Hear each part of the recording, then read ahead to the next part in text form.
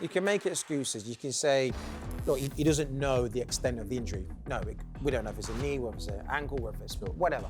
There's no argument as a professional footballer. I mean, it's a disgrace. I mean, Gary Neville last night said if I was a Liverpool player, I'd be going over and smashing into him. Just take a record. If that was my teammate, you know, Martinelli's my size. If that's my teammate, I'm going over there and causing a ruckus. We know on paper that team is stacked full of great players, but it's always been, how are they going to handle the pressure going into the final couple of months of the season? I was dreading it, but the outcome, we'll take it, we're pleased. Solid performance.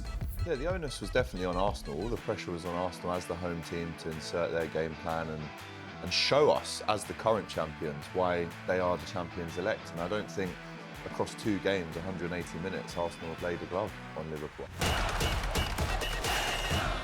Hello and welcome to Inside Liverpool. We are on talkSPORT's YouTube channel and coming to you as well on your smart TVs. The first Inside Liverpool of 2026. And I'm sure, fingers crossed, it's going to be an exciting 2026 for Liverpool Football Club. I'd like to say we're going to be with you every single week this year. So very much looking forward to that.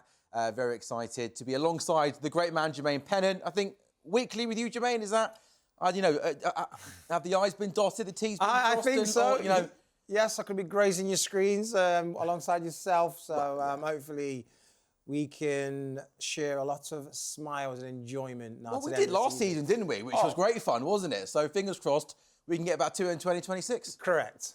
Former Liverpool winger Jermaine Pennant, I don't know if you know, but I'm contractually obliged to tell you, he did get man of the match for Liverpool in the 2007 Champions League final, which is quite cool, isn't it?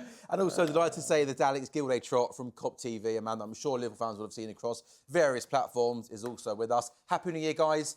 How are we? I'm good. After last night, I'm better. I was dreading it, but the outcome, we'll take it. We're pleased. Solid performance. Something to work on and grow on and to take forward with us. It could be, a change of direction now. It felt like, Alex, when me and Jermaine, we were watching together, weren't we? We did a watch-along last night on talkSPORT's YouTube channel. You were there, you were in the way in. Yeah. I mean, a game with 2 halves, where first half, it was all Arsenal, we were sitting deep. And then second half, the game kind of completely flipped on its head. Yeah, the onus was definitely on Arsenal. All the pressure was on Arsenal as the home team to insert their game plan and show us, as the current champions, why they are the champions-elect. And I don't think across 2 games, 180 minutes, Arsenal have laid a glove on Liverpool. I can't remember one clear chance that they created across the 2 games. So, yeah, listen, in another world, we have Isak, we have Ekitike, we have Salah, and we would have gone for it a bit more. But tactically, I think it was spot on last night. And if any team deserved to win that game last night, I do think it was Liverpool. Go back to the beginning of the game then. In terms of that first half performance, where we did sit very, very deep, and we did spend a lot of the game with, at times sort of pretty much 10 people on the edge of the box. Did you understand that game plan, that tactic, with the injuries that we had, given how strong Arsenal were? Were you okay with that game plan, Jermaine? I wouldn't say I was okay with that game plan because letting a team like Arsenal just dominate you and you sit back and just go, OK, try and score, they will. You need at some point to have a respite. You need at some point to start getting up the pitch and putting a glove onto them. So I was a little bit worried after like 23 minutes thinking we ain't getting out. That, if it continues the way it's going, we could be in a little bit of bother here. But I was happy to see half-time come in, it'd be 0-0. And like you said, second half was totally opposite. It was literally Arsenal sitting deep, which helped us in essence, because then we goes, OK, you didn't press us. When we was getting pressed, we were struggling. We couldn't really get out. And then Arsenal sat back, gave us that breathing space, and then we was be able to control the ball and pick them off, and it played into our hands. And on that first half performance, sitting deep, again, I can't remember really of an obvious chance Arsenal had in that first half. So you'd have to say, in terms of that game plan, it was executed pretty much to perfection, I guess, going in at half-time 0-0. Or close to perfection. Yeah, perfection would have been 1-0 counter-attack. If that Bradley shot goes in off the bar, then that's perfection. Me and Penn were talking just before the show. If that ball lands to a McAllister, a Szoboszlai, anyone but Bradley, or maybe Canate as well. Technically, Bradley did spray a few passes last night. He has got that kind of big switch in his locker. But listen, if that lands to someone, even Salah, I think that preferred a left-footed more probably from that angle. So there's a chance there. I think that's the closest any team came. Of course, Arsenal whipped a few balls into the box, but There was a couple of tame efforts at goal, which Alisson dealt with fairly easily. But again, I think when you look at the context of the game, Arsenal are going for a league. They're trying to stretch that lead even to 8 points. I think it stays at 6. And again, if you ask both of those managers which game plan worked more, at one point in the second half, Liverpool had 75% possession. So you'd have to say that Liverpool, should be happier coming out of that game with a 0-0 result. But like I said, all the onus was on Arsenal. And I was with the AFTV lads last night, and hearing the waffle that they had, it was quite amusing. They weren't happy with 4s and 5s, right? No, I was hearing 3s, 4s. I mean, look, all of us around this table, we probably did think we'd lose last night. So to come away with the 0-0, it's not a win. People are saying, "Oh, congrats on your 0-0 win." That's fine. We take that. But if they're the champions, then I still think there's a long way to go before they can crown themselves, if they haven't done that already. And then in that second period, you mentioned, I think sort of midway through that second half, we had 75% of possession. I thought the way we moved the ball was really good. We looked really comfortable. But to kind of state the obvious, we did just kind of lack that focal point up front, didn't it? I feel like we had lots of good possession. Maybe apart from Frimpong getting in down the right-hand side, I didn't ever feel like we were maybe going to score, Jermaine. Lots of good possession, but I wondered in that final third how we were going to sort of make that final pass and create that opening. Yeah, we was missing a massive vocal point, a real target man. And we've got 2 of the best at the moment out injured in our squad, with Ekitike and Isak. So we was always going to struggle there. And Gakpo, you could have played in there, but he was on the left. So it was Florian Wirtz as a number 9, then went out of possession, dropping as a 10, and then dropping deeper. So we was playing on bare bones up there, and it did affect us, with the creativity, with the chances, looking to threaten them to score. But we did have a few chances, which, if the final ball was better, we may have scored. The one for Florian Wirtz with Frimpong played it behind him instead of in front of him. A great piece of play to get down the bar. It got away from Lewis Skelly. All we had to do was play it across rather than behind, and it's a tap in or a shot on goal for Florian Wirtz. But it was those little moments that just let us down, which, sometimes in these kind of games, you need that. You need that, just that one chance, put it away, and you go away 1-0 win. Because Liverpool have done that at the Emirates before. I remember the FA Cup game a couple of years ago. It was all Arsenal. They hit the bar a couple of times. I think there was an own goal by Kiwior, and then Diaz. I mean, Liverpool had no chances in that game, but come away winning it 2-0. I think that team that we're talking about, 22, 23, 23, 24, probably goes for it a little bit more. But what more could we have done? With the injuries that we've got, and I don't want to make that an excuse, because we're in this position even when we had our top players fit, right? We're in this position because we've had a poor season. But with the context, with the players available, you have to be happy with that. You have to be. Just single out a couple of players. I thought Milos Kirkus last night was absolutely fantastic. I thought it was his best game in Liverpool shirt for a long time. He's come for a lot of criticism, hasn't he, this season? And maybe at times rightly so. He has looked a little bit, I think, rash and reckless, certainly from a defensive point of view. But I thought going up against Saka, I thought that was the best game he had. Saka barely had a sniff. And I think, off the top of my head, the only time he actually got done, I think it was when Madueke came on, didn't he? And got past him late, and he flashed the ball across goal, and no one was there. But he can take real confidence from that game, Jermaine, because I don't think he put a foot wrong for 85 minutes last night. 100%. Listen, in a game of 90 minutes, you are not going to dominate your winger, your left winger or right winger, every single duel. There will be a time where you may do some trickery and get past you. And if it doesn't lead to anything, great. But in a whole, I thought he kept him quiet. We know what Saka can do, but as a whole, he did very well, especially coming under the criticism that he's been coming under.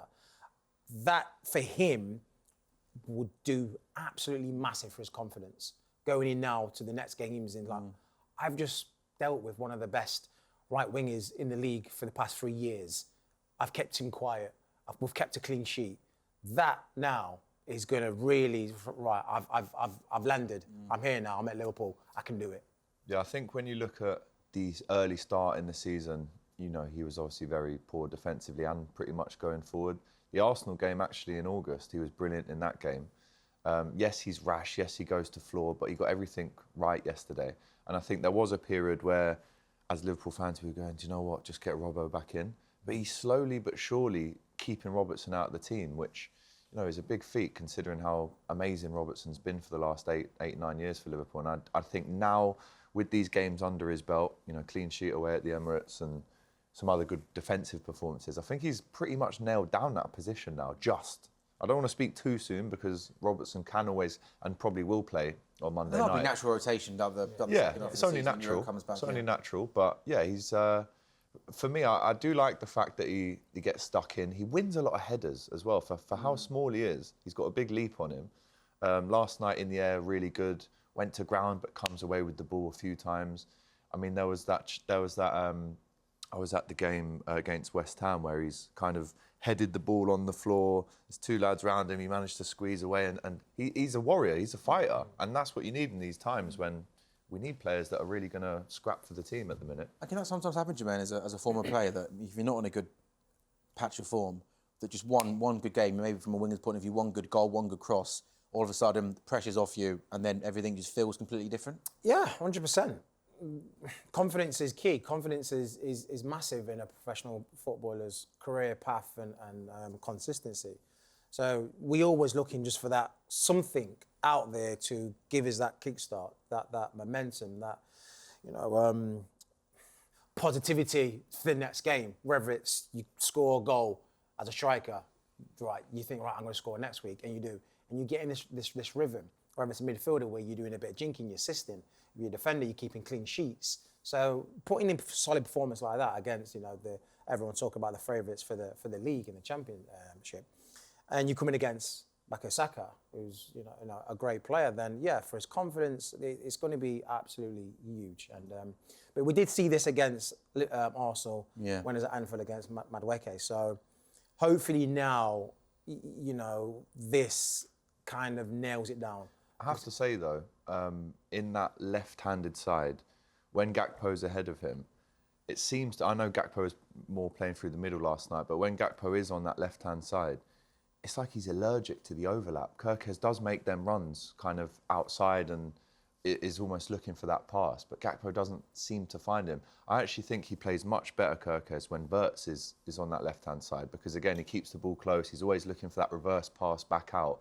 I would like to see some more crosses. I'd like to see some more shots from Kirkus. Yes, defensively, he's improving, but going forward, I think he needs to sit down with Gakpo and say, what's going 100%. On here? Why are you not giving me the ball on the overlap? Because Gakpo, we know 9 times out of 10, he drops the shoulder and comes inside. Yeah. But if you do that, you can still use the reverse, even still. So I think he's learning to play with Gakpo. But from what I've seen, going the games, him and Wirtz are a better partnership on that left-hand side. There's just been so much rotation throughout the course of the season. Arne Slot not knowing what his best team is, his best system. It almost feels like he's tried every player in so many different positions. So these sort of combinations, even though we're halfway through the season, just haven't been kind of built yet and formed yet. Do you think, boys, that if Diaz was still there, Kirkus would prefer Diaz to be on the left?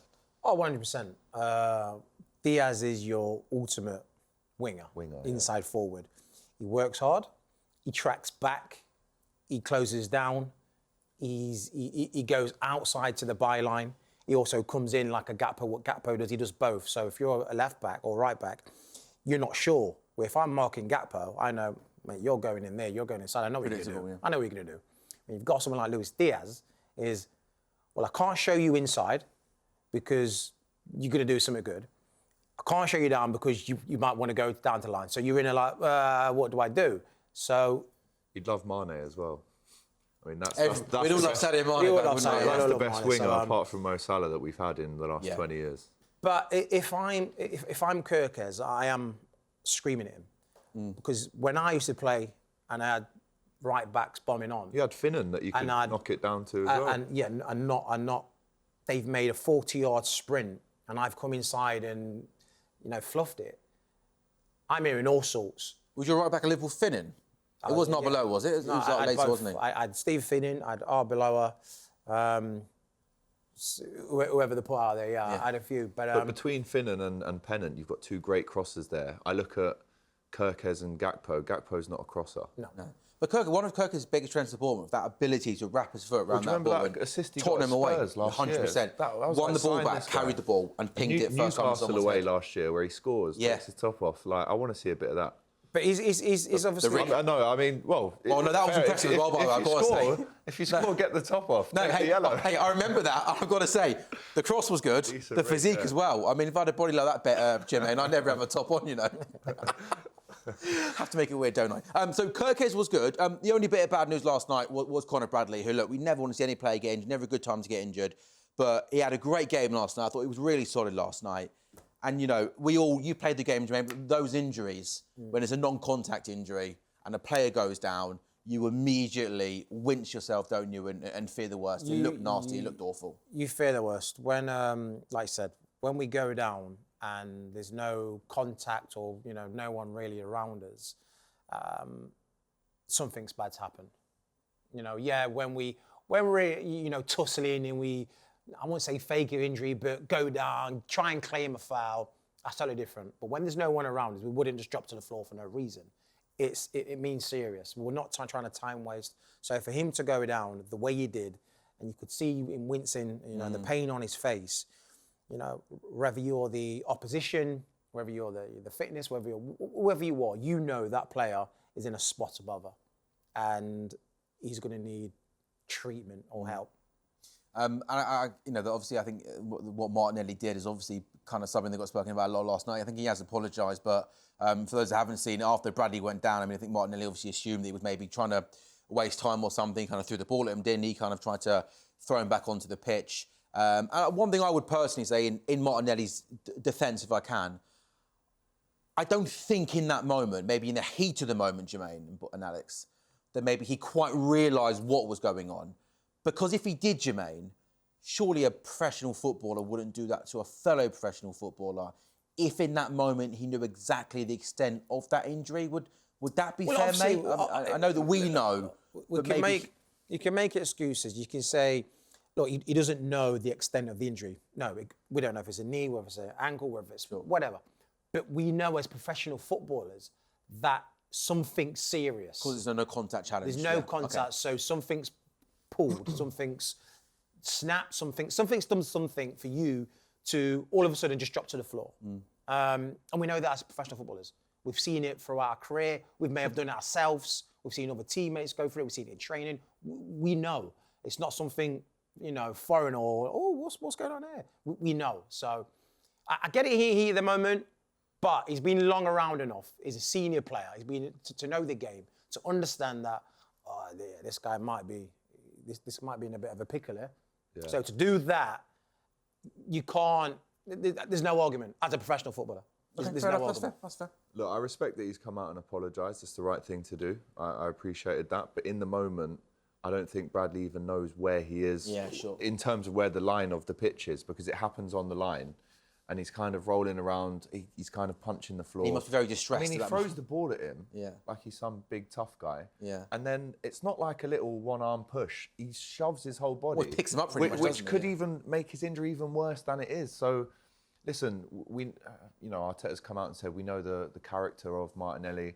Klopp in the past has called Martinelli a generational talent. So there is respect there for his craft, but I mean, it's a disgrace. I mean, Gary Neville last night said if I was a Liverpool player, I'd be going over and smashing into him. Just take a red card. Yeah, totally. I don't know about taking a red. You go over and body check. You can't smash someone or get a red card, can you? I'll be honest. If that was my teammate, you know, Martinelli's my size. If that's my teammate, I'm going over there and I'm causing a ruckus. What if he's not your size? And then I'm looking for Virgil or Pennant to back me up, and then you deal with the rest.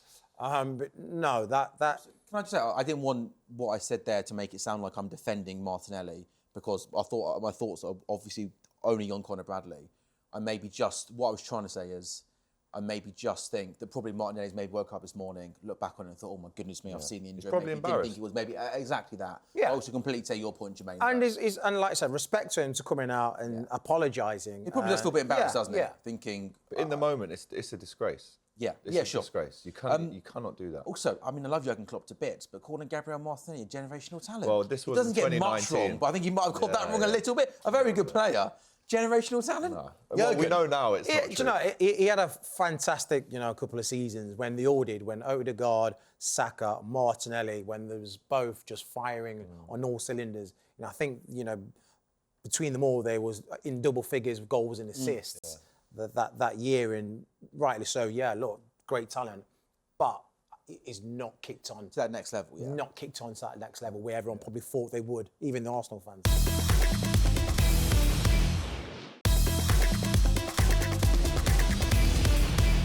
Kirkus much better last night, Alex. Ibrahim Konate has decided to be a defender again, which is useful and helpful, not having someone not be very good, shall we say, for the first few months of the season. Put it kindly. I also thought Alexis McAllister last night Yeah. looked, again, like the Alexis McAllister of last season in terms of being good in possession, being able to get about the pitch. Yeah. Like About time, though, Sam. Sure, absolutely. You know, McAllister last season and Gravenberch were in the team of the season. Gravenberch gets Young Player of the Year. McAllister was unbelievable last season. He didn't have a break. He plays, you know, a lot of football in the summer and just comes back into the season looking like his boots are in yoghurt.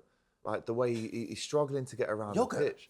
Or maybe I should have said sand or quicksand.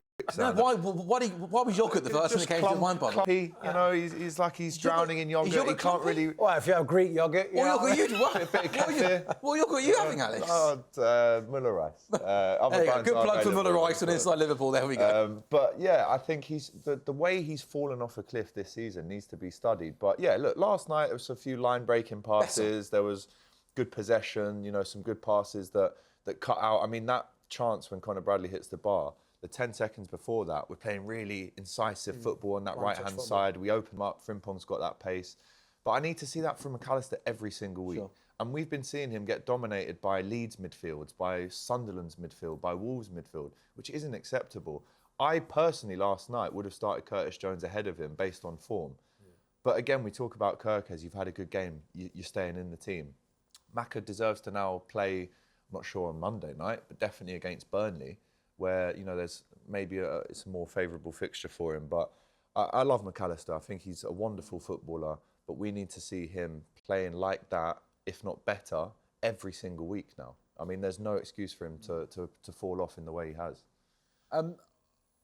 Frimpong, I love watching him. He's a fun player to watch, isn't he? He was good last night, but also at times a tiny bit frustrating that he did look like, I think, our biggest threat down that right-hand side, and a couple of times he did get in. That was the good part of it. But again, the bad part of it, Jermaine, I think you mentioned it a little bit earlier on, there were a couple of moments he got himself into dangerous positions, and just that final ball, that little bit of quality when we needed it, was lacking from him? Yeah, when you've got that pace, you're always going to be dangerous. And we need to use that while Salah's away. And, you know, a couple of ties on having that pace, because not many defenders will keep up with him. But rightly so. There's no point having all that weaponry and having that pace when it comes to the important part of the game, when you get to the byline, when you're going to put a cross in the box, and either you can't beat the front man or you don't play it into your arriving teammate. You play it behind him or overhit it. You know, that's where you need to just tidy up a little bit. You know, putting a great cross against Fulham for Gakpo, but we need that. More consistency as well, more consistency, yeah. And that's what he would say if he was here. He'd be like, you know, I did just get 2 assists in 2 games, and that's true. And I've interviewed Jeremy a couple of times since he's joined the club. Again, loves the club, really... Bit of a character, isn't he? Big character, really fun guy to be around. I think last night there was a moment where he kind of breaks that line. You know, I don't want to necessarily give him too much credit, but if Trent was playing last night, knowing the weather, right? We know Arsenal fans, they love to tell us it's been raining. There was a chance last night, just get it across the keeper, just fire it across. Maybe there's a bit of a skid, maybe the keeper pushes it back into trouble. Just having that kind of instinct where you're looking at, because if Ekitike's there last night, he's right up with him, he's there for the ball back, and he probably scores. But I just want to see him maybe shoot a little bit more, maybe have that instinct to go, do you know what? Even if I don't score here, I'm just going to make something happen, get a shot on target, maybe the keeper parries it. But he has been contributing recently with assists. He got the Ekitike assist that Spurs away as well. So great, but again, let's see. But when it matters, like last night, there was times where it was just a little bit off. Now, if he was fine-tuned that and got it on the money, you know, like more times than not, Salah does. You know, if you give Salah 5 crosses, you know, 2 of them will be on the money, and it's up to our attackers to put them away. Where, you know, Frimpong last night had a few occasions, and didn't make the most of that. But again, and in that these pace. games, you need, you get far from few chances. So when you do, you need to capitalise on it. Yeah, I mean, that pace is dangerous. He's probably one of the quickest players in the Premier League. So if you can mix that in with, and the balls into the box that he has put in have been decent. He's dangerous on that side. I think it's quite clear that Arne Slot wants him in that right wing position instead of a right back, which is why the injury to Bradley. Do you think that was the plan before ball was kicked this season? I think maybe not necessarily. Right, he's going to replace Salah. But it was, well, OK, you've been a wing-back for Leverkusen, you've been fantastic. And that's halfway between a full-back and a forward. So we bought him knowing that he could actually play in probably three positions, an out-and-out full-back, wing-back and a right winger. So, yeah, let's see more. Let's see more. What was it like being there last night at the Emirates? You're in the away end. I'm guessing the travelling Liverpool fans in pretty good spirits? Oh, man, they're always great. In the away end last night, I mean, it might sound a bit one-sided, but from where we were sitting, we couldn't hear Arsenal. Their North London forever at the start was drowned out by us singing. I mean, I started off about 3 "Where's your European Cup" chants myself, which I take full credit for. Good man. Yes, because where are they? That's they're nowhere, are they? They're nowhere. They don't exist. I mean, we know that, they're don't nowhere. And there was no kind of retaliation. They were very quiet last night. Did it feel? It felt like there was like nervous energy around the ground. That same question. Did it feel tense? I mean, just watching it from the TV last night, we couldn't hear the commentary too much. Even when they panned to Arteta, I know he's quite normally animated, but he looked a bit worried, a bit nervous, a bit tense. And the thing that's been thrown towards Arsenal, we know on paper that team is stacked full of great, great players, but it's always been, how are they going to handle the pressure going into the final couple of months of the season? Did you sense a bit of nervousness last night? I did. And I thought the away fans were fantastic last night. I was watching, I think Scholes said recently that they haven't actually won a big game this season. Yes, they beat United first game of the season 1-0. Bayern Munich, maybe? Was that too early to call that big game? I'm talking about Premier League. Sure. And in the last 2 or 3 years, yes, they've got draws against Liverpool. They've drawn against Man City at home this season. Yes, they have beaten Aston Villa. Brilliant second half. Sure. They deserve to win that 4-1.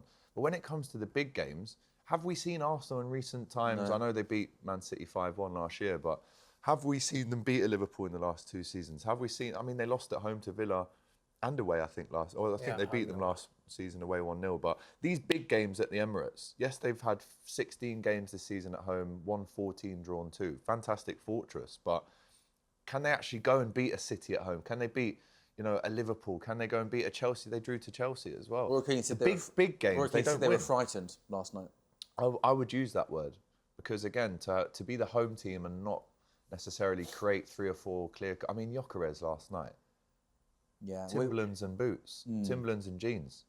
Bit of yogurt as well in there as well. Yeah, not really. Bit of yogurt. Yeah, no yogurt there. And this isn't obviously inside Arsenal. We'll let the Arsenal fans try and deal with that themselves. They're going to love this episode, by the way, aren't they? Who? The Arsenal fans. Well, I'm not sure about that. But I mean, I couldn't believe why, from an Arsenal point of view, why they decided to sit so deep in that second half. Because you mentioned that first half, they dominated possession, but when they did press us, they got success. And then, I don't know if they were just tired. Benty said last night to us that maybe it was a tired thing.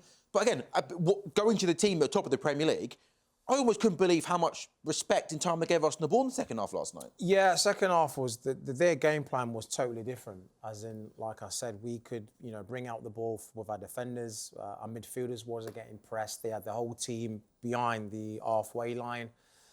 First half, they was pressing with Rice, with Zubimendi. The wingers was right up. There was literally making Van Dijk and Konate just go long at majority of the times, and then they was winning the second balls back. And then that wave was back on us again. Second half, the instructions that they must have got came from the manager. So for them to then take that away, we was like, I said it half time. I said, when we was watching the second half, I said, oh, fantastic. Arsenal, this is helping us.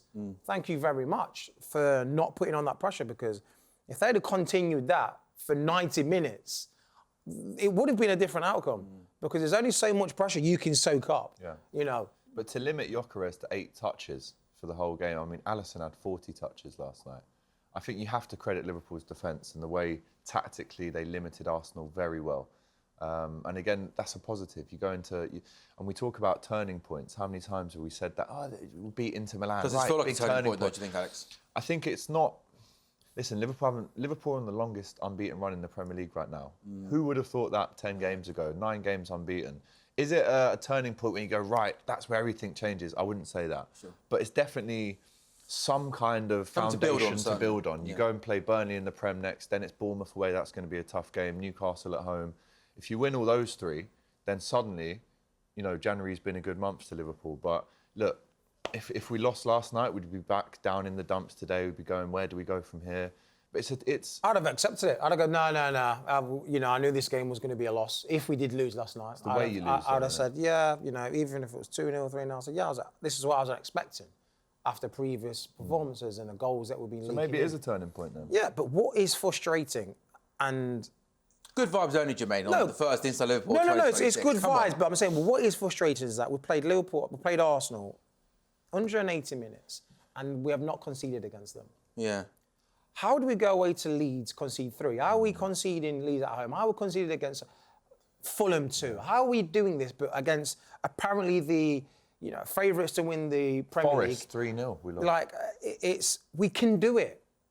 It's in there for us to be solid. And against the lesser teams, we can dominate and be more proactive. So he needs to find this fine balance, which he hasn't found yet.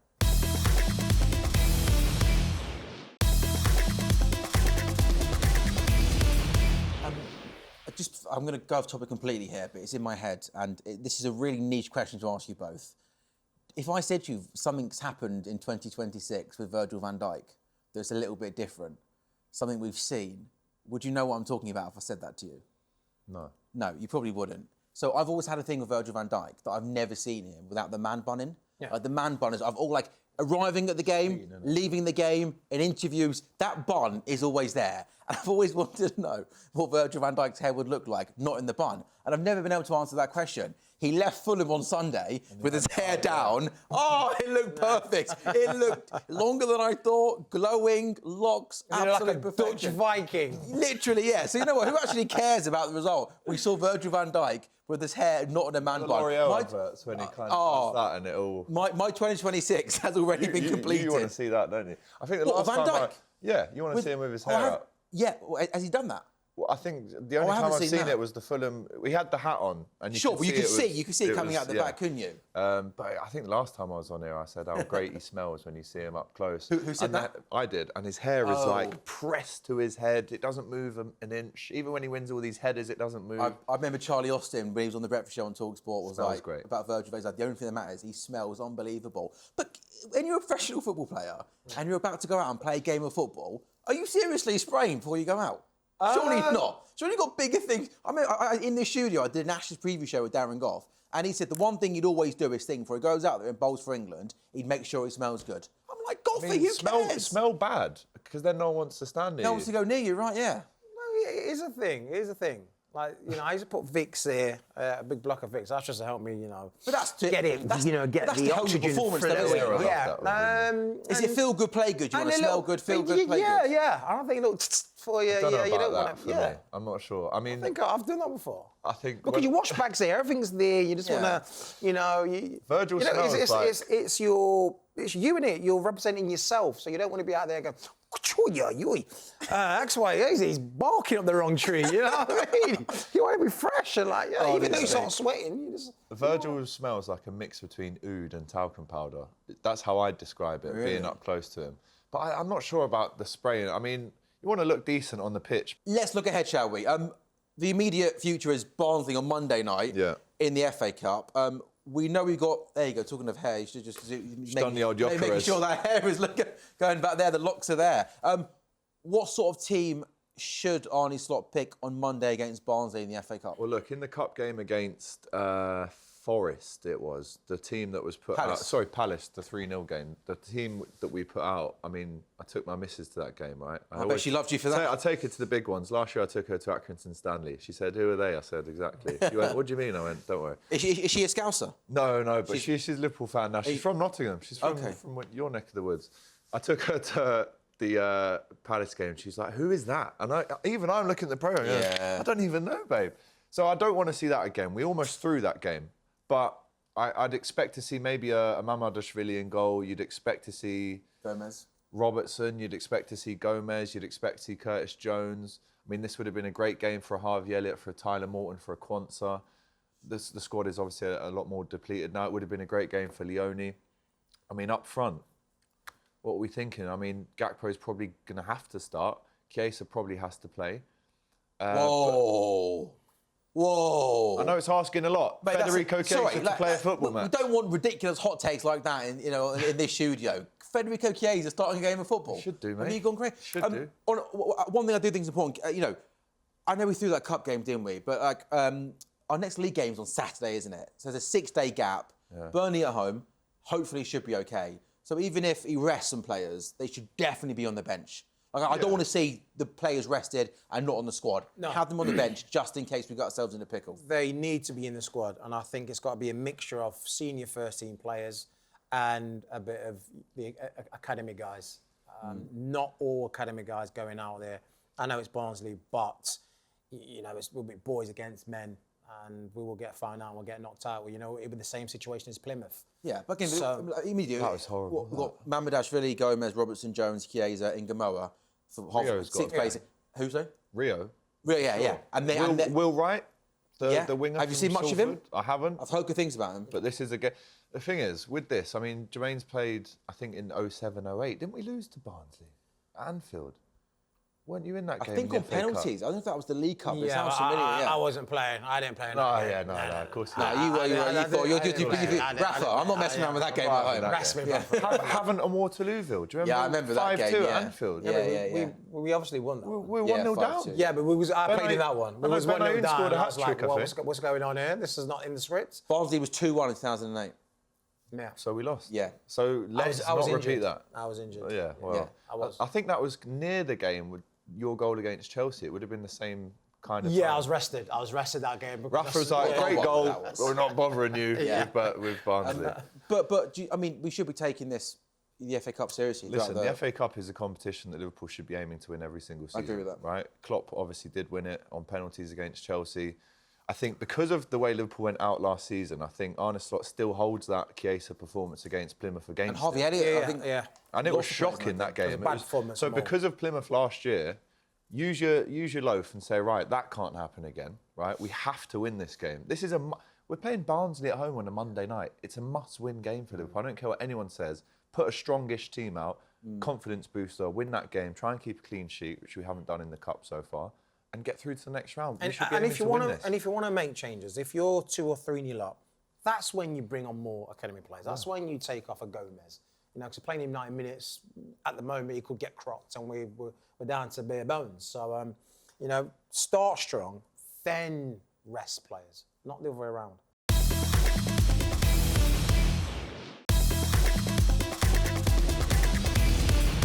We get to February the 1st, Alex. You can imagine being in February the 1st and you had to use your magic powers looking into the future. What do you think this Liverpool squad's going to look like coming out of January? Are you expecting to be busy? In terms of incoming signings? Yeah, players coming in, yeah. I know we'll obviously have a few players back, but yeah, in terms of new faces. I mean, look, we've lost a signing that was perfect for us today to Man City. And I think that's more of a signing where they go, well, we don't actually really need him, but we're going to take him off you because you need him. We don't want you to have him. It's a little bit of a chess move, that.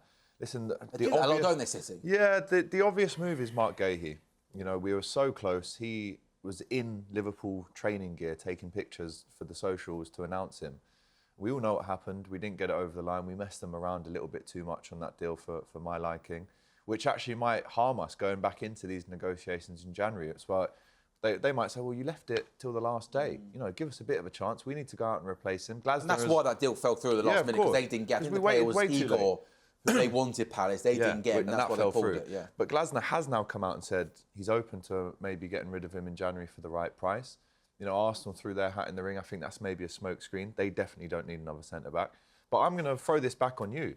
If we don't get Gahey, which standout name is next to Gahey for us to go and get? Obviously, Richard Hughes will have the data, the spreadsheets with a list of names. But as fans and ex-players, do we know if there is another centre-back out there where we go, bosh, we'll have him? There is, but it's going to be... I don't think we'll spend that kind of transfer fee or funds in a January transfer window after spending almost $500 million. It will be more waiting until the summer. So if you want to play... Can we afford to do that, Jermaine? No, we can't No, afford to do that, we can't. But this is where, if you're not going to go for a Gay, where you can probably get a cut price of $35 million, which was going to, which they already agreed, which was agreed on, was going to do anyway, there's players like Bastoni, I think, can play. January?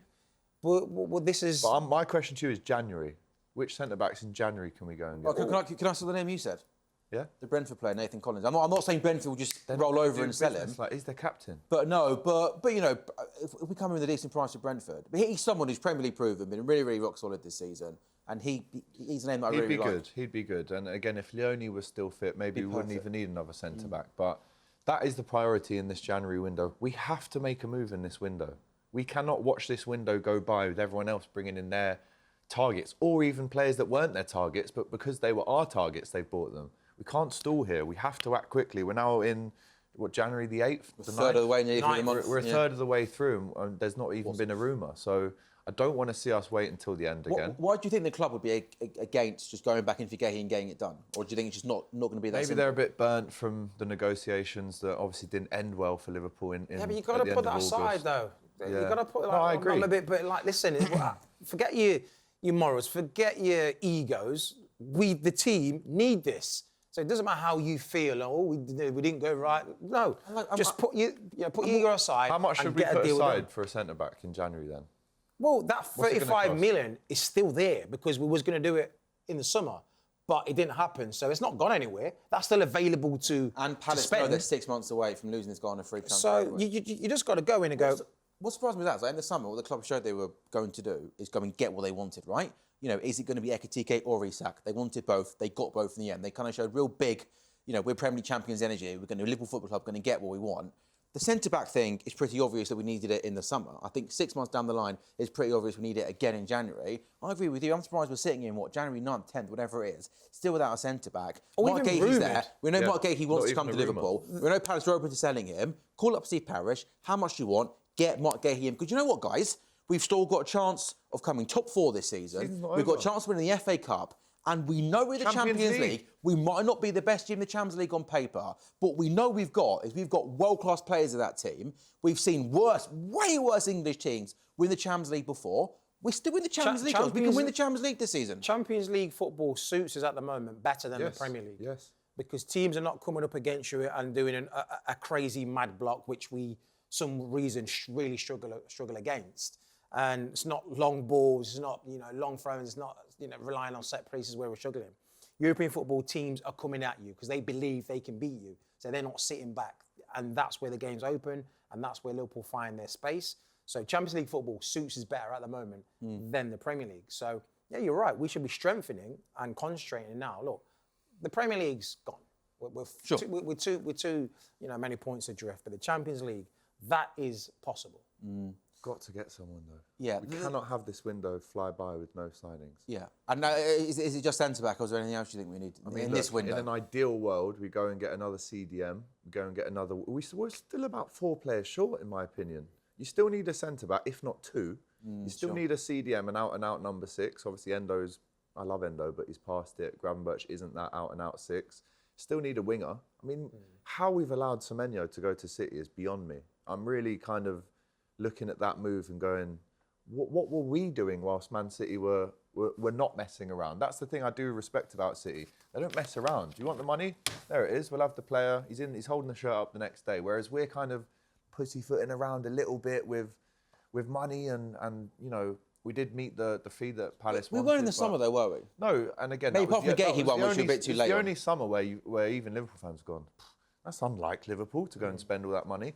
But we were still missing some key players and we couldn't get them over the line. Let me ask you this. If Gakey did sign for us in August, would we be where we are now?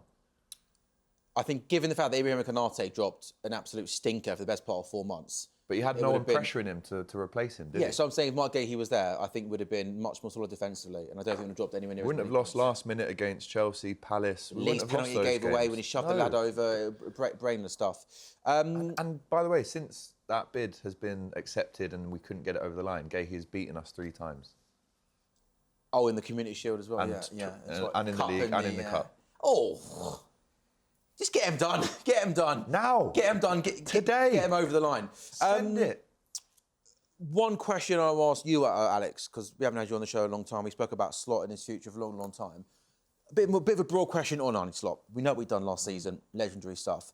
This season as a head coach, the players have been disappointed they got to take a bit of the blame. But maybe as a head coach, I've been a bit disappointed at him and maybe not finding ways to get the best out of Liverpool, to stop the rot, etc., etc.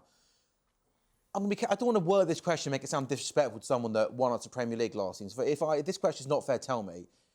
Do you think Arne Slot is almost on a little bit of a trial period between now and the end of the season, that the people above him are going to be saying, right, you've got 6 months now to show us that you can turn things around, or we're going to get to the summer, and if we do creep into the top 4 and not win a trophy, we as a football club are going to have serious conversations as opposed to just letting you carry on next season on what happened last season. Does that make sense? I think that's the situation. I don't think FSG and the higher-ups would sack him before the end of the season. Sure. Obviously, there's been a lot of online talk about, he's got to go, and most managers would have gone in that period, let's be honest. Do you think even having won the league the year before, do you think? Well, if you lose 9 out of 12, you're going to have a lot of knocks at your door. You're going to have a lot of serious chats to answer to. But I do think, the Liverpool way is, Liverpool have never sacked a manager that's won them a league title, by the way, ever in the history. So there is that to go with. There is that hope, I guess, for Slot to go, do you know what, I hope this is the truth, that he's ridden through the storm. I hope we're on the other side of it now, that we're not going to be losing games like that again. I think he gets the time until the summer. Look, if Liverpool finish outside the top 4 and don't win a trophy, I think you've gone, well, do you know what, we gave you the entire season, we backed you with £500,000. Let's shake hands and part ways. And at that point, is Enrique around? He doesn't want to sign a new deal with PSG. I'm trying not to think.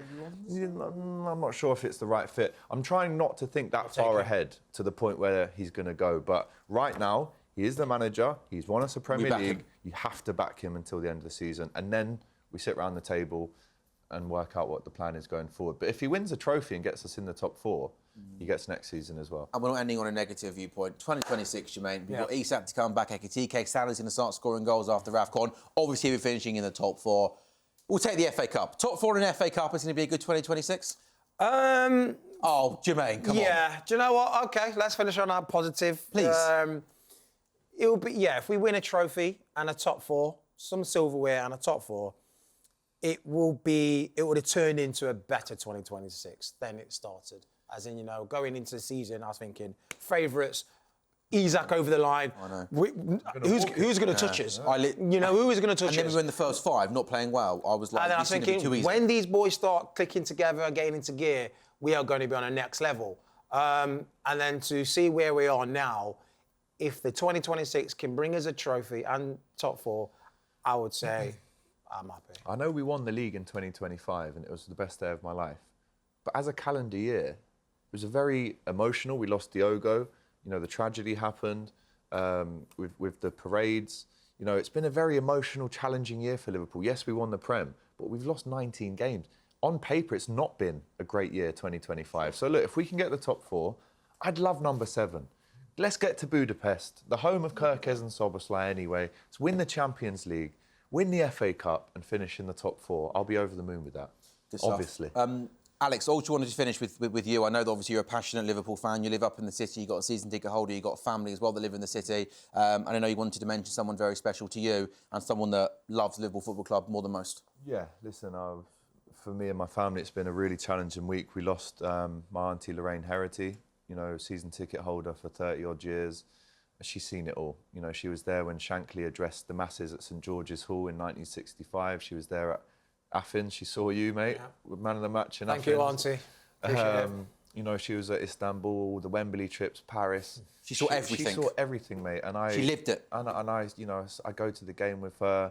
It was very sudden as well, and it happened abroad, so there's that complication as well. We're having her wake inside Anfield, inside the stadium. So, I just wanted to say, what a sad loss for myself, but just the wider Liverpool community. The amount of people that have reached out to me and said, "Oh, lads, I sit behind Lorraine. She's amazing," stuff like that. So I wanted to send a big shout out to Jimmy and Nadiv and Joel, Seamus, Ryan, all the kids, and an absolute legend. And I'm so upset she she won't be here, but this is why we need to go again and do something for her this year, for sure. Nicely put. Thank you for that, mate. No, Appreciate I'm it. sorry for your loss, obviously, but fingers crossed that 2026 is a good year, and she'll be looking down with a smile on her face, Alex. Mate, Alex, thank you. Nice to have you back on the show, mate. And Jermaine, as always, well done, and looking forward to working with you throughout the course of the year. This has been the latest episode, the first of 2026 on Inside Liverpool, and I'm delighted to say that every single week now we will be doing an Inside Liverpool show, and fingers crossed we've got lots of fun and happy and exciting things to talk about. It's been Inside Liverpool. We'll see you very soon.